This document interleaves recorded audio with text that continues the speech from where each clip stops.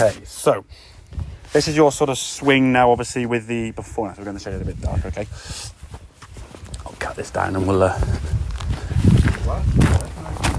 Yeah. Right.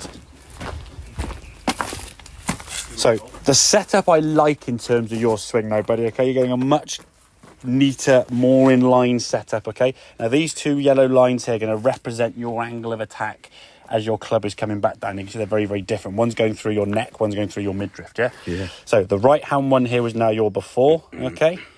Club would go back. Not really as much turn as we discussed. You could do a bit more lifty, and the club now you can see when it comes down is matching up with that yellow line.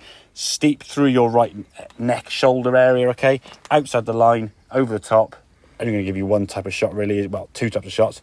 Either a hoik way left, or a big slice to the right there, okay?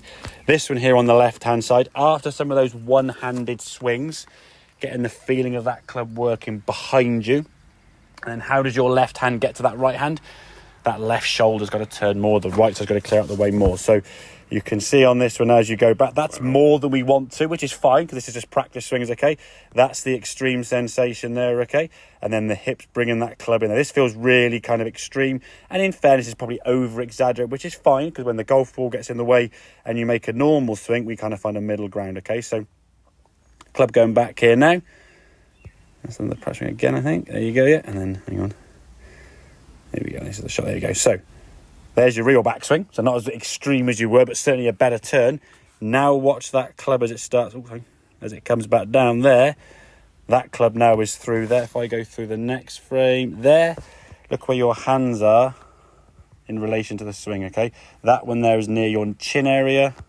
That one's down sort of here somewhere, yeah? So the club now is working down on this angle, giving you that shape as opposed to that angle, giving you that shape, yeah? So you're coming more from that kind of forehand top spin inside releasing, which is giving you a more efficient strike, as we saw.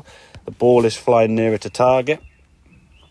Okay, ball hitting the screen, dead centre. Yeah. If anything, a little bit right of that, which is great, okay? And then the twist through to target, ball now flying, as you see. Hands on the hips because you're so impressed how good your shot was. Yeah. On the green there nicely with a limited or minimal amount of shape, because that club now is coming in from here. And that's the key thing, is getting that club working more on a kind of what we call underneath. There's a visual that Ben Hogan wrote years ago, back in the 50s, okay, called the pane of glass, okay? Everything swings underneath that, okay? With your swing here now, you'll be smashing that glass there because your club now is swinging outside down to the club and that frame there, outside that line, yeah? Whereas this left-hand one now, the club stays under, and never goes through that blue line, yeah? Yeah. So you're swinging everything now what we call on plane or underneath that kind of plane line, yeah? And in regards bunker play, it's the same swing, so slightly still more around your body, okay?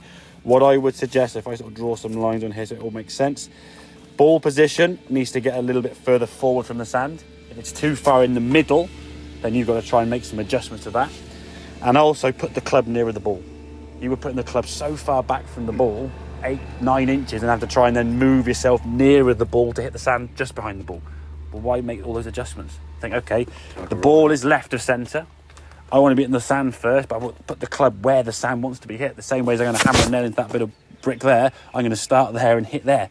I'm not going to go, well, I can't hit that brick there. I'll start over here somewhere and go, because then you're going to probably smash the glass anyway. So you want to get yourself in a better position in terms of feet position, for ball position, and the club. And then from there, the same feeling of that right side turning out the way, it will just shallow out your angle of attack. And again, the couple of shots there were a bit soft, to be expected, obviously. You've been a bit kind of like hesitant to thin the ball across the green.